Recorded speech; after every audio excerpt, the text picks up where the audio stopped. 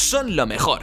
Puedes dispararle a la gente en la cara, dispararle a la gente en el rostro e incluso puedes dispararle a la gente en el cráneo.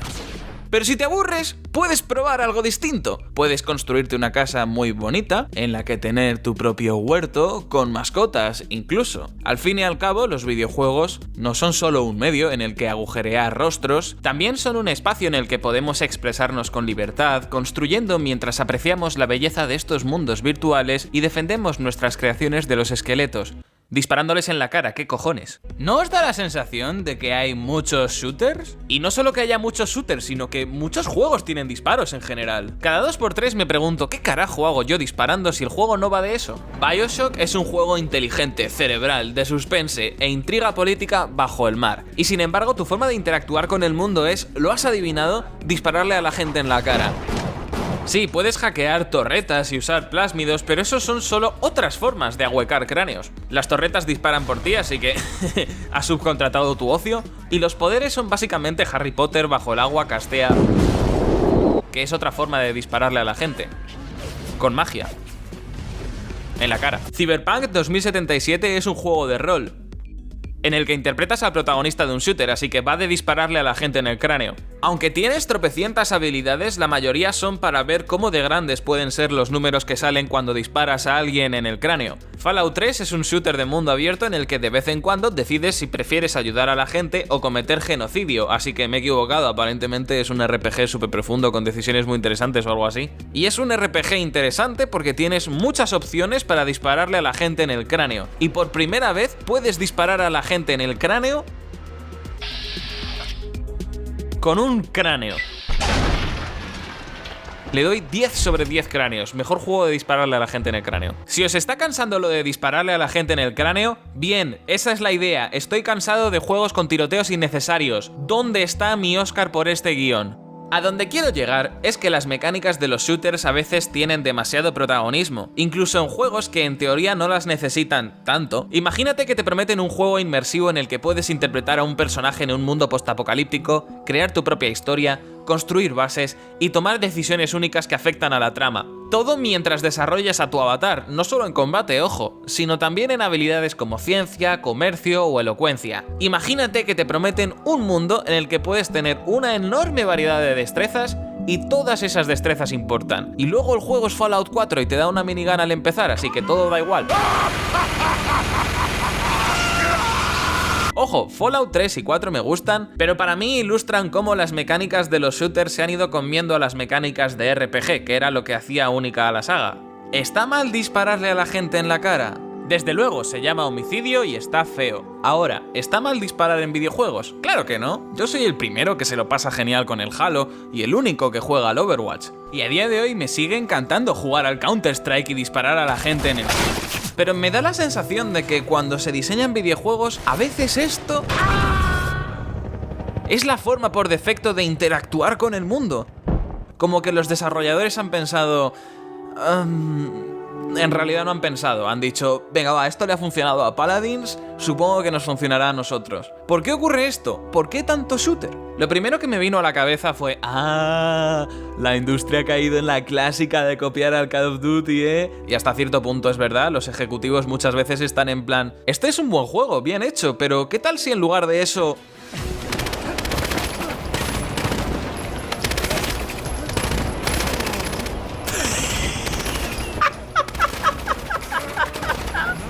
El tema está en que a pesar de todo me encantan los juegos en primera persona, así que cuando un título me lanza una escopeta y me pide que sea un poco travieso, pues no me quejo. Pero creo que la clave aquí es la primera persona. El otro día tuve una revelación a las 2 de la mañana.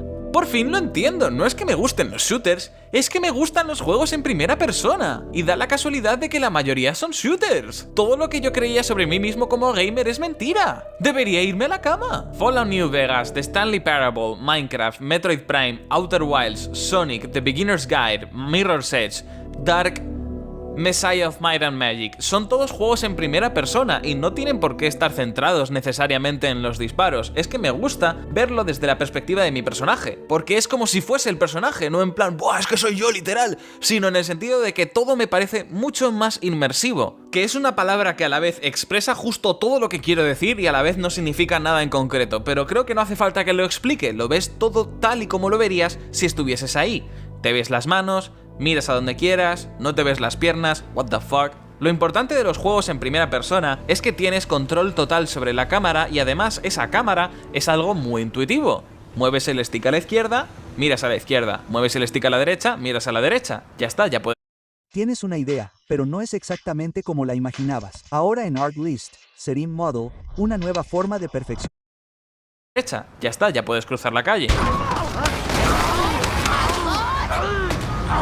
Pero en otros juegos no es tan fácil como los juegos en tercera persona. En Super Mario 64 movías el stick a la izquierda y no pasaba nada porque no había stick para controlar la cámara. Iba todo con botones porque eran tiempos más difíciles. Aquí si quieres mirar hacia la izquierda, en realidad tienes que mover la cámara a la derecha, que no es muy complicado, pero el juego te tiene que ayudar un poco, porque a lo mejor eres un bebé y este es tu primer videojuego 3D. Cuando salió el Super Mario 64 casi todos éramos unos bebés, así que el juego nos tuvo que ayudar a entender cómo funcionaba la cámara, poniendo literalmente a un personaje que la manejaba, este Hambo. Nintendo tuvo que personificar una mecánica para que nuestros pequeños cerebros del tamaño de medio hámster lo entendieran. Muy bien, Nintendo de los 90. Como no había stick derecho, te las tenías que apañar con estos botones que, bueno, se hace lo que se puede, ¿no? Y quieras que no, eso es una limitación. Y creo que aquí está la clave de por qué nos gustan tanto los juegos en primera persona, las limitaciones. Cuando juegas con un mando, como ocurre con la mayoría de videojuegos, tienes unos controles muy acotados, 2 sticks y 14 botones, 16 si cuentas Start y el otro. Si una de las dos palancas está reservada para la cámara, solo tienes un stick y 16 botones para hacer todo lo demás, que desde luego sirve, pero puede ser un poco limitante. Con este esquema de control hay una palanca que permanentemente está para cambiar cómo ves el juego, lo que no es una acción propiamente dicha. Si es un juego de plataformas, por ejemplo, cambiar la cámara no es una mecánica básica que influya sobre el propio juego, es una mecánica que te ayuda a hacer todo lo demás, una cosa que tienes que hacer encima de todo lo que estás haciendo ya. Y si estás jugando a un juego de acción, mover la cámara no tiene un efecto inmediato en el combate, por ejemplo. Es un trámite. Sin embargo, cuando tienes un arma en las manos, eso cambia. Los shooters son de puntería. Cuando compites por ver quién recrea un queso gruyere en el rival, tienes que apuntar, es lo básico. Y se apunta moviendo la cámara. El gameplay más elemental consiste en eso. Y de repente, girar tu punto de vista ya no es solo una gestión que tienes que hacer para seguir jugando y tenerlo todo bien centradito en la pantalla, sino que es el núcleo de la experiencia. No me malinterpretéis, en otros juegos la cámara es importante y algunos títulos tienen momentos muy interesantes con ella, como esconderte cosas y reventarte la vida, pero mover la cámara no es tan importante o básico como lo es en un shooter. Los shooters así a lo tonto tienen una cosa muy ingeniosa, muy cerebro enorme, porque circunnavegan una de las limitaciones de los mandos, convirtiendo esta limitación en más gameplay. Con la misma cantidad de botones consigues hacer más cosas porque los sistemas básicos de control tienen varias funciones al mismo tiempo, así que los juegos de disparos en realidad están diseñados de una forma muy inteligente, en mi opinión. Como diría Schopenhauer, ¿qué siglo es este y qué cojones es un videojuego? En Super Mario Bros. Hay enemigos, pero a diferencia de otros juegos de plataformas, no hacía falta un botón para atacar, porque tuvieron el Super Cerebro Galaxy y decidieron que saltar también sirviese para cargarse a los enemigos. Como los controles de los videojuegos están limitados, creo que es muy importante llevar esta pequeña economía de las acciones disponibles para que cada herramienta que nos dan tenga varios usos y así ampliar las posibilidades de los controles de una forma sencilla. En ese sentido, los shooters hacen lo mismo que Super Mario Bros. En su momento. Son capaces de extraer más acciones de los mismos controles. Y creo que por eso es tan fácil pensar, ¿juego en primera persona? Homicidio en primer grado. Es una forma de jugar que se adapta perfectamente a esta perspectiva. Por eso creo que las mecánicas de los shooters son tan populares, y no solo en títulos exclusivamente de disparos, sino también juegos de mundo abierto con elementos de exploración y shooter RPG y ese tipo de movidas. Es que es muy cómodo ponerle una pistola a todo, y a veces también eso puede cansar. Pero creo que a nada que se reflexione un poco sobre esto pueden salir cosas que rompan esta monotonía. A lo mejor disparar no tiene por qué ser solo para matar. Portal es un juego en primera persona y también va de de disparar a cosas para hacer agujeros. Y con Portal sabían muy bien las limitaciones de la perspectiva. Vieron que usar armas en primera persona era algo muy intuitivo y consiguieron darle una vuelta al concepto para crear un juego de puzzles. En realidad la idea de Portal no viene de Valve, viene adaptada de un videojuego que se llamaba Narvacular Drop, pero se entiende. Otra cosa que se puede hacer es probar formas alternativas de combatir. Si no puedes aguantarte el instinto de Caín y tienes que meter homicidio en tu videojuego en primera persona, igual no tiene por qué ser con rifles y pistolas. Ahí fuera hay juegos que están explorando la idea de manejar espadas con el ratón, y me parece una ruta muy curiosa que seguir. También hay un juego antiquísimo que se llamaba Arx Fatalis, en el que hacías hechizos con gestos del mouse. Eso mola un montón.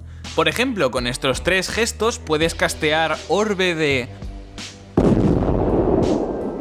También puedes no tener combate, no pasa nada. En Outer Wilds hay muy pocas mecánicas básicas y aún así el juego es fascinante porque el gameplay es a nivel de un sistema solar entero. Y si quieres saber más, tengo un pequeño vídeo por si quieres pasarte a suscribirte. Si estás metiendo disparos en tu juego porque necesitas aprovechar el stick derecho, replantéate eso, porque hay otras formas de darle un buen uso. Igual no hace falta controlar la cámara en todo momento. Por ejemplo, en God of War la cámara está fija y el stick sirve para esquivar. Y en Skate, cuando patinas, cada stick controla un pie y solo puedes mover la cámara cuando no estás patinando. O podrías dejarte de sticks y jugar en PC, que tiene muchísimas teclas. Hay muchas opciones para trascender los límites de los mandos y los controles, y entiendo que es muy tentador poner armas en tu juego y hacer que se base en eso, pero creo que como medio podemos hacer más cosas. Hay mucho potencial inexplorado. ¿Qué pensáis? Decídmelo en los comentarios. Y ahora os vais a reír, ¿vale? Porque además de un vídeo largo de Dark Souls, tengo que comentaros que estoy haciendo un vídeo largo de Halo 3, que sí, es un shooter, pero es que es tan bueno que no me podía aguantar. Así que si queréis ver eso en el futuro, recordadlo. Suscribiros a este canal, ¿vale? Espero que os haya gustado este vídeo. Tened un magnífico día, tarde, noche o lo que proceda, ¿vale? Nos vemos dentro de poco. ¡Hasta luego!